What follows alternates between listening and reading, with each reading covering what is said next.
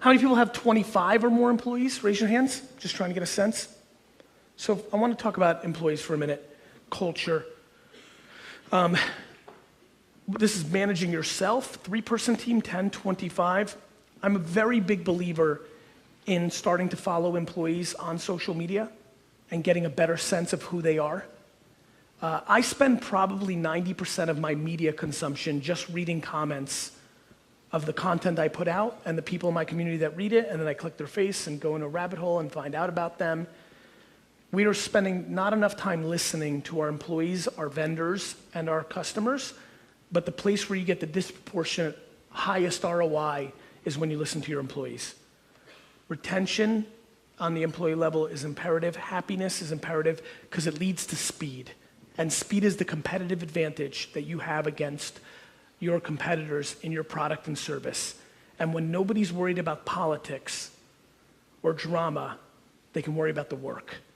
And so I don't want to spend too much time on it based on the hands, but if you were managing people and you've not had a sit down with one of your employees in the last 6 months or a year to find out what they care about today, whether that's money, work-life balance, title, fame, and more importantly, if you have an employee that is actually seriously important to your business, which, oh, by the way, means if you have one employee and they're the only employee you have and it's you and them, and you do not have an understanding of what drives them, you need to have a 2.5-hour dinner and create that glue. Because one of the biggest things I see in businesses and entrepreneurs in failing is the over-reliance on an employee that leaves and then they have to start all over for 18 months or are completely crippled by it.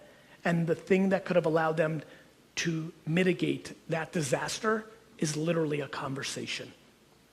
And if you're not a big enough man or woman to hear the feedback, well, your company's gonna lose anyway.